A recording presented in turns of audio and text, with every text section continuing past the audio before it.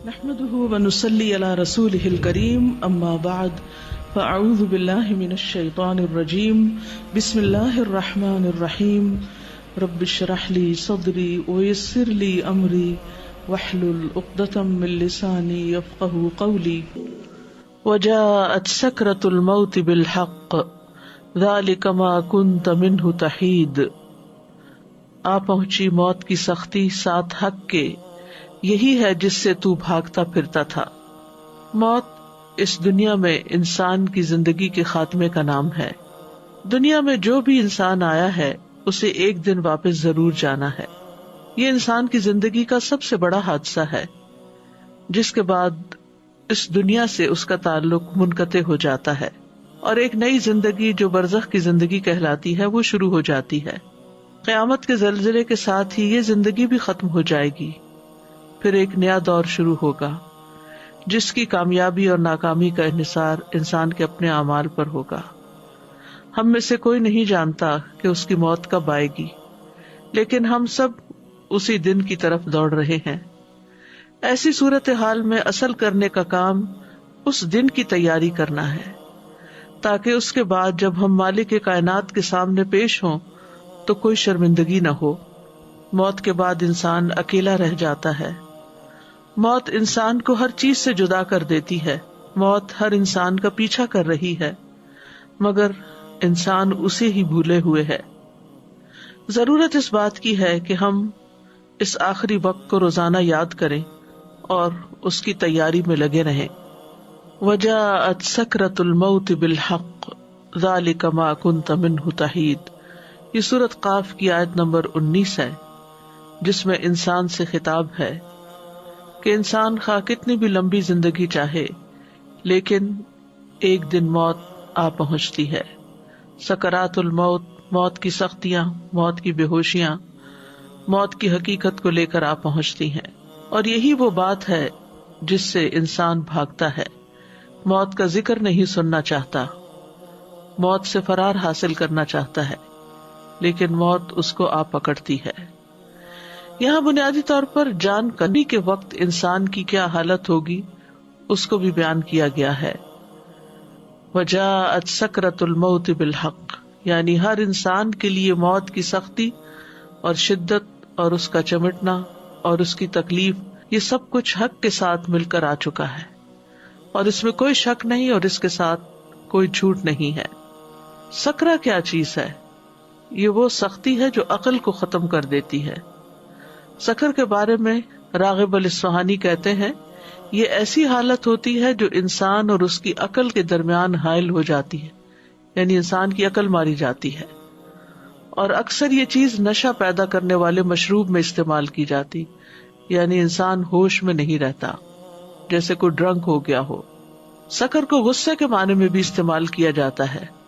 بس کہا جاتا ہے کہ غصے، عشق، تکلیف اور اونگ نے نشے میں ڈال دیا، یعنی انسان کی مت ماری گئی. اور سکرۃ الموت یہ وہ غشی ہے جو تکلیف سے پیدا ہوتی ہے. کہتے ہیں یہاں اس سے مراد موت کی سختیاں ہیں، یعنی موت کی سکرات مراد ہے، یعنی موت کی تکلیف سے غشی طاری ہو جاتی ہے، کیونکہ روح کا کھینچا جانا، موت کی شدت کا اترنا، روح کا روندے جانا شدید تکلیف کا ہونا ہے. اور یہ روندے جانا روح کا اور یہ تکلیف موت کے وقت نازل ہوتی ہے. موت کی یہ سختیاں ہر انسان کو بے ہوشی میں ڈال دیتی ہیں اور اس کی عقل ختم کر دیتی ہیں، انسان پر غالب آ جاتی ہیں. اور بالحق کا معنی ہے موت ایک حقیقت ہے جو حقیقت اس وقت سامنے آ گئی. ایک اور قول ہے کہ آخرت کا معاملہ برحق ہے، یہاں تک کہ وہ انسان کے لیے موت کے وقت واضح ہو جاتا ہے، اس کو اپنی آنکھوں سے دیکھ لیتا ہے. ایک اور قول یہ بھی ہے کہ وہ چیز حق ہے جس طرف انسان کا معاملہ لوٹ کر جاتا ہے، یعنی خوش نصیبی کی طرف یا بدبختی کی طرف. تو بہرحال موت کی سختی برحق ہے. انسان جب تک زندہ ہوتا ہے اس کے اقوال، اس کے افعال لکھے چلے جاتے ہیں تاکہ ان پر اس کا محاسبہ کیا جا سکے. پھر اس کو موت آ جاتی ہے. پھر یہ وہ موت ہے جس کو وہ حق کے ظاہر ہوتے ہی دیکھ لیتا ہے، یعنی اس کی حقیقت سامنے آتے ہی اس کا مشاہدہ کرتا ہے. اور اس کو اسی صورت میں دیکھتا ہے جس صورت میں اللہ نے اس سے وعدہ کیا ہے. اور ایک قول یہ بھی ہے کہ یہاں حق سے مراد بذات خود موت ہے. اس کو حق اس لیے کہا گیا ہے کہ ہر انسان موت کا حقدار ہوتا ہے، یا آخرت کے گھر کا جو کہ برحق ہے اور اس کی طرف اس کو منتقل ہونا ہے. ذالک ما کنت منہ تحید، یہی وہ چیز ہے، یعنی موت جو ہر زندہ چیز کی انتہا ہے. ما کنت منہ تحید، جس سے تم بھاگتے تھے، جس سے تم کتراتے تھے، اپنی زندگی میں اس سے فرار حاصل کرتے تھے. یعنی کوئی بھی چیز جس سے یہ انسان کو احساس ہونے لگے کہ اس کو کھانے سے موت آ سکتی ہے یا اس بیماری سے موت آ سکتی، تو انسان اس سے بھاگ جاتا ہے، اس کے قریب نہیں پھٹکتا. انسان کو اپنی جان بہت پیاری ہوتی ہے اور ہر اس چیز سے انسان بھاگتا ہے جس سے موت کا اس کو اندیشہ ہو. تو یہی بات یہاں کہی گئی کہ یہی وہ چیز ہے جس کو پیش تو آنا تھا لیکن تم اس سے بھاگتے رہے. جب کوئی بندہ کسی چیز سے ایک جانب ہو کر دور چلا جاتا ہے تو اس وقت کہا جاتا ہے حاد فلان عن الشیء یحیدہ حیدۃ. تو بہرحال انسان جب موت دیکھتا ہے تو پھر نہ بھاگ سکتا ہے، نہ کوئی مدد دے سکتا ہے، نہ اس سے خلاصی ممکن ہے. ابن عباس اس کا معنی یہ کرتے ہیں کہ یہی وہ چیز ہے جس کو تو ناپسند کرتا تھا. ہم میں سے ہر شخص موت کو ناپسند کرتا ہے اور اس کا سامنا نہیں کرنا چاہتا، لیکن موت تو ایک حقیقت ہے، ہر جان نے مرنا ہے. اللہ سبحانہ وتعالیٰ فرماتے ہیں کل نفس ذائقۃ الموت ثم الینا ترجعون، ہر جان موت کو چکھنے والی ہے، پھر تم ہماری ہی طرف لوٹائے جاؤ گے. موت کا فرشتہ مقرر کر دیا گیا ہے. سورۃ السجدہ میں آتا ہے قل یتوفاکم ملک الموت الذی وکل بکم ثم الی ربکم ترجعون. کہہ دو کہ موت کا فرشتہ جو تم پر مقرر کیا گیا ہے تمہاری جانیں قبض کر لیتا ہے، پھر تم اپنے رب کی طرف لوٹائے جاتے ہو. موت سے فرار ممکن نہیں ہے. سورۃ الجمعہ میں آتا ہے قل ان الموت الذی تفرون منہ فانہ ملاقیکم ثم تردون الی عالم الغیب والشہادۃ فینبئکم بما کنتم تعملون. کہہ دو بلا شبہ وہ موت جس سے تم بھاگتے ہو یقیناً وہ تم سے ملنے والی ہے. یعنی انسان جتنا بھی بھاگ لے لیکن وہ تو سامنے سے آ رہی ہے. پھر تم ہر پوشیدہ اور ظاہر چیز کو جاننے والے کی طرف لوٹائے جاؤ گے تو وہ تمہیں بتائے گا کہ تم کیا کچھ کرتے رہے ہو. یعنی موت کس لیے رکھی گئی؟ تاکہ یہ دیکھا جائے کہ موت سے پہلے کی زندگی میں انسان نے کیا کام کیے ہیں، ان کا حساب کیا جائے اور اس پر اس کو جزا یا سزا دی جائے. کوئی بھی ذی روح موت سے نہیں بچ سکتا، کوئی بھی. سورۃ النساء میں آتا ہے اینما تکونوا یدرککم الموت ولو کنتم فی بروج مشیدہ. جہاں کہیں بھی تم ہو موت تمہیں آ ہی لے گی، خواہ تم مضبوط قلعوں میں محفوظ ہو جاؤ، موت وہاں بھی پہنچ جائے گی. یعنی کیسی بھی خوراک کھا لو، کیسے بھی گھر میں رہ لو، کیسے بھی علاج کروا لو، کیسی بھی سہولتیں تمہیں میسر ہوں، لیکن موت جس وقت آنی ہے وہ آ جائے گی، کوئی اس سے بچ نہیں سکتا. وَلَن يُؤَخِّرَ اللَّهُ نَفْسًا إِذَا جَاءَ أَجَلُهَا وَاللَّهُ خَبِيرٌ بِمَا تَعْمَلُونَ. اور اللہ کسی جان کو ہرگز مہلت نہیں دے گا جب اس کا وقت آ گیا، اور اللہ اس سے پوری طرح باخبر ہے جو تم کر رہے ہو. یعنی تمہارے روزمرہ کے اعمال بھی اللہ تعالیٰ کے سامنے ہیں. انس رضی اللہ عنہ سے روایت ہے، وہ کہتے ہیں کہ فاطمہ رضی اللہ تعالی عنہا نے کہا جب رسول اللہ صلی اللہ علیہ وسلم نے موت کی شدت محسوس کی، جو بھی محسوس کی، تو فاطمہ رضی اللہ عنہا کہنے لگی ہائے تکلیف، یعنی ہائے میرے باپ کو تکلیف ہو رہی ہے. رسول اللہ صلی اللہ علیہ وسلم نے فرمایا اے میری بیٹی، تمہارے باپ پر وہ وقت آ گیا ہے کہ اللہ اس سے کسی کو بھی چھوڑنے والا نہیں قیامت کے دن کی ملاقات کے لیے، کیونکہ اللہ سے ملاقات اس کے بعد ہی ہو سکتی ہے. انبیاء سارے کے سارے دنیا سے چلے گئے. رسول اللہ صلی اللہ علیہ وسلم نے فرمایا جبریل میرے پاس آئے اور کہا اے محمد صلی اللہ علیہ وسلم جیسے چاہو زندگی گزارو، بالآخر تو مرنا ہے. جس کو چاہو اپنا محبوب بنا لو، یقیناً تجھے بالآخر اس سے جدا تو ہونا ہے. یعنی ایک نہ ایک دن وہ ساری چیزیں جن کو ہم بہت عزیز رکھتے ہیں، جو ہماری بہت پسندیدہ ہیں، چاہے انسان ہے یا غیر انسان، وہ سب کو چھوڑنا تو ہے ہی۔ موت انسان کو گھیرے ہوئے ہے۔ عبداللہ رضی اللہ عنہ کہتے ہیں کہ نبی صلی اللہ علیہ وسلم نے ایک اسکوئر بنایا، 4 کونوں والا خط کھینچا، پھر اس کے درمیان یعنی سینٹر میں ہاف کر کے ایک خط کھینچا جو اس اسکوئر سے باہر نکل رہا تھا۔ اس کے بعد درمیان والے خط کے اس حصے میں جو چوکٹے کے درمیان میں تھا چھوٹے چھوٹے بہت سے خطوط کھینچے، اندر اس کے لکیریں لگائیں، اور پھر فرمایا یہ انسان ہے اور یہ اس کی موت ہے جو اسے گھیرے ہوئے ہے، اور یہ جو بیچ کا خط باہر نکلا ہوا یہ اس کی امید ہے، یعنی اسکوئر سے باہر جو نکلا ہوا ہے، اور یہ جو چھوٹے چھوٹے خط اس کے اوپر ہیں، اس لکیر کے اوپر، یہ اس کی دنیاوی مشکلات ہے۔ یعنی اسکوئر ہے، درمیان میں ایک لکیر ہے جو اسکوئر سے باہر نکل رہی ہے، اس لکیر کے اوپر چھوٹے چھوٹے اپوزٹ سائڈ پر لکیریں لگی ہوئی ہیں، اور یہ اس کی مشکلات، یعنی انسان یوں جا رہا ہے، پھر ایک رکاوٹ آتی ہے، پھر اس کو پار کرتا، پھر اگلی آ جاتی، پھر اگلی، پھر اگلی، پھر اگلی، موت تک یہی ہوتا ہے، لیکن پھر بھی وہ امید نہیں ہارتا، وہ چاہتا ہے کہ لمبی عمر جیے، اور اس چوکٹے سے باہر بھی اس کی امیدیں جا رہی ہیں۔ بس جب انسان ایک مشکل سے بچ کر نکلتا ہے تو دوسری میں پھنس جاتا ہے، اور دوسرے سے نکلتا ہے تو تیسری میں پھنس جاتا ہے۔ مطرف بن عبداللہ الشخیر اپنے والد سے روایت کرتے ہیں کہ نبی صلی اللہ علیہ وسلم نے فرمایا، ابن آدم کی شکل و صورت یوں دکھائی گئی ہے کہ اس کے آس پاس 99 موتیں ہیں، 99 حادثات اور مصیبتیں اس کے آس پاس ہیں، اللہ اس کو بچائے رکھتا ہے، اور جب موت کا وقت آتا ہے تو وہ ختم ہو جاتے ہیں۔ اگر وہ موتیں اس سے خطا کر بھی جائیں تو وہ انتہائی درجے کے بڑھاپے کا شکار ہوتا ہے، حتیٰ کہ مر جاتا ہے۔ موت کا وقت اور جگہ بھی مقرر ہے۔ وما كان لنفس ان تموت الا باذن اللہ کتابا مؤجلا، اور کسی جان کے لیے ممکن نہیں کہ اللہ کے حکم کے بغیر مر جائے، لکھے ہوئے کے مطابق جس کا وقت مقرر ہے۔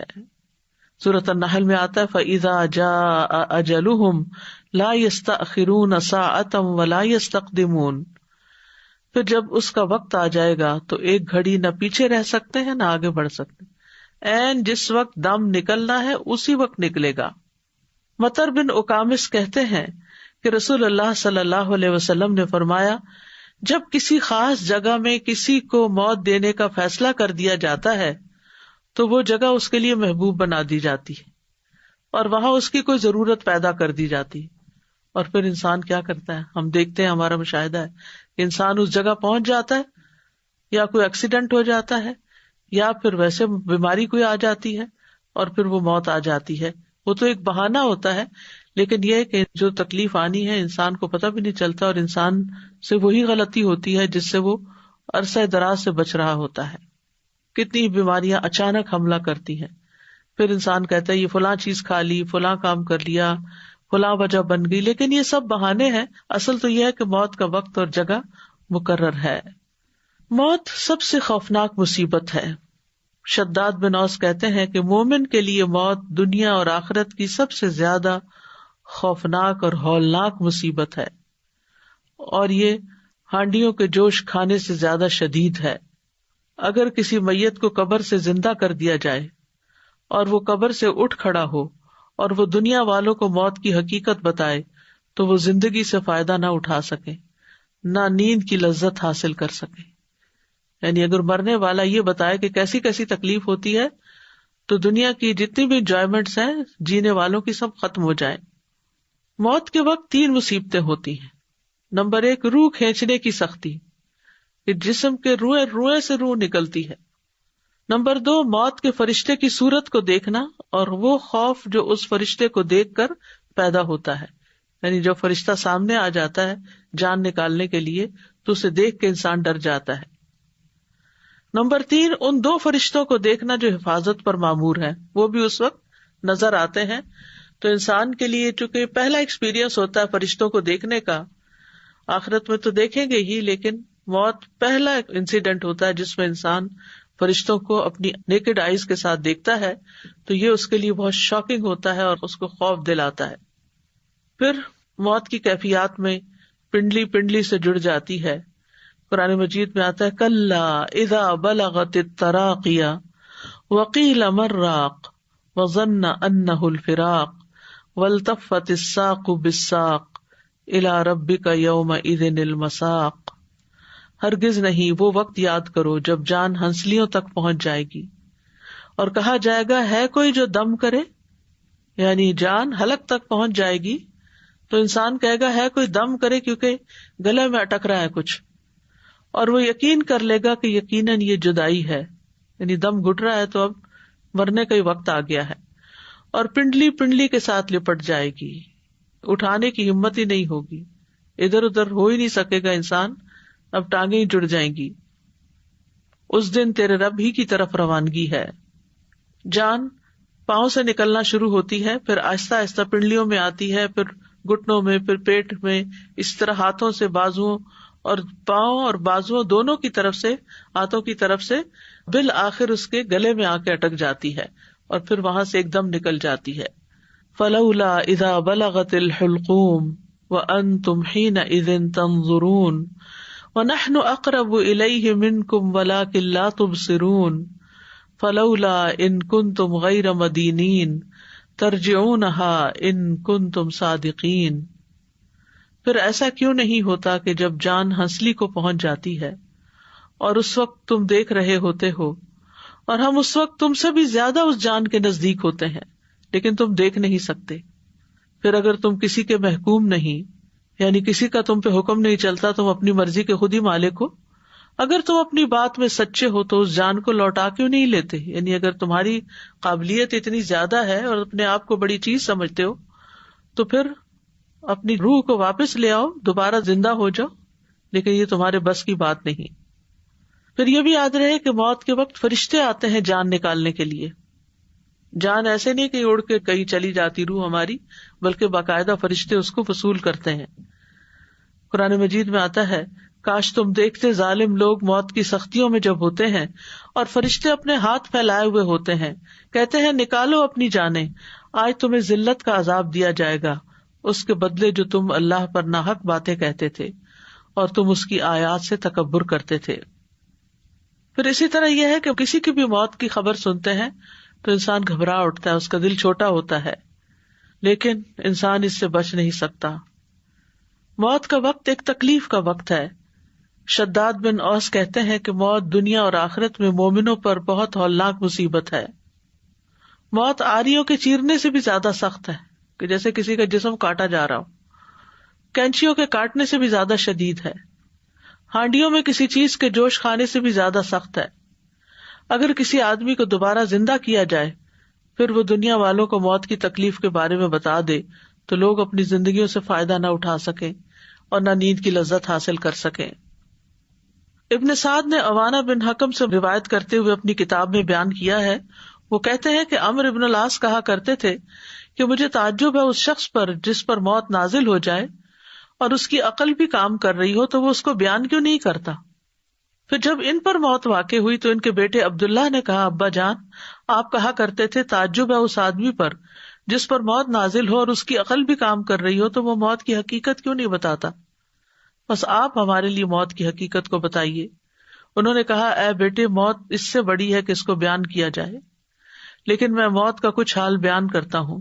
مجھے ایسے لگ رہا ہے کہ میری گردن پر رضوہ پہاڑ رکھا ہوا ہے، مجھے ایسے لگ رہا ہے کہ میرے پیٹ میں کانٹے ہیں، اور مجھے ایسے لگ رہا ہے گویا کہ میری روح سوئی کے سوراخ سے نکل رہی ہے، یعنی اتنی تھوڑی تھوڑی کر کے باہر نکل رہی ہے۔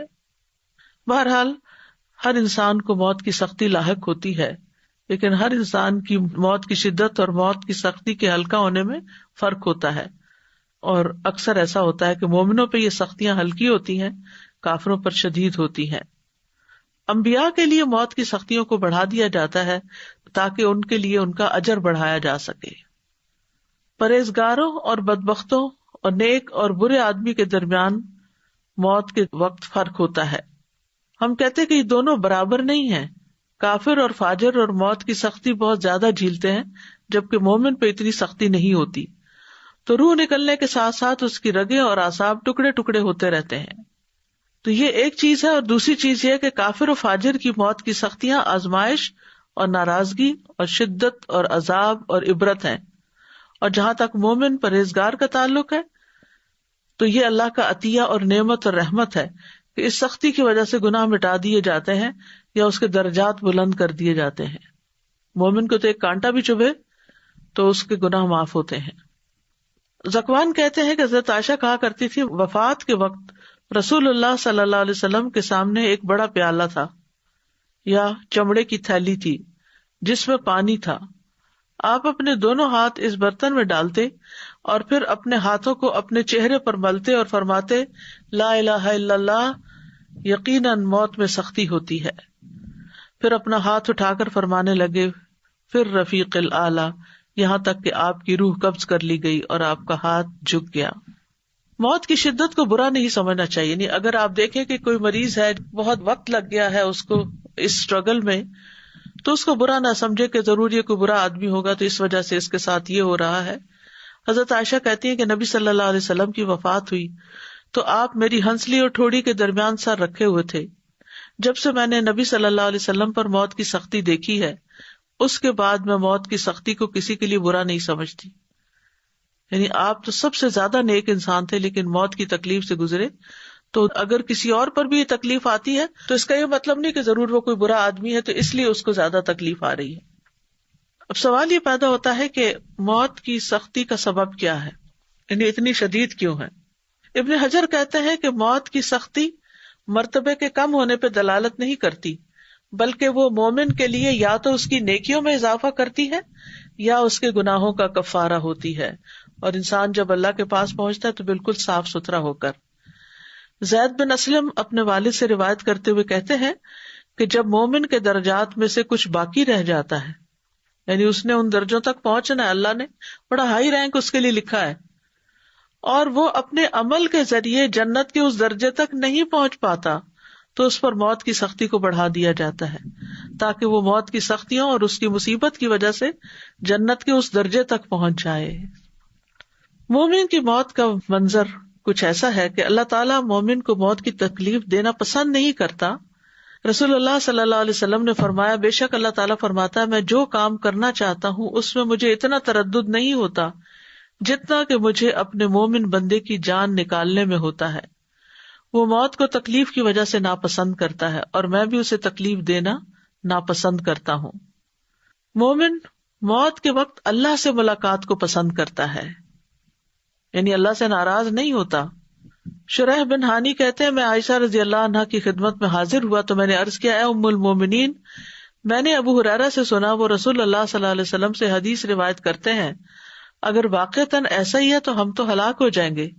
تو انہوں نے کہا جو رسول اللہ صلی اللہ علیہ وسلم کے قول سے ہلاک ہو گیا وہ واقعتاً ہلاک ہونے والا ہے. وہ حدیث کیا ہے؟ انہوں نے کہا کہ رسول اللہ صلی اللہ علیہ وسلم نے فرمایا جو اللہ کی ملاقات کو پسند کرے اللہ بھی اس سے ملاقات کرنے کو پسند کرتا ہے، اور جو اللہ کی ملاقات کو ناپسند کرے اللہ بھی اس سے ملاقات کو ناپسند کرتا ہے، حالانکہ ہم میں سے ہر ایک موت کو ناپسند کرتا ہے.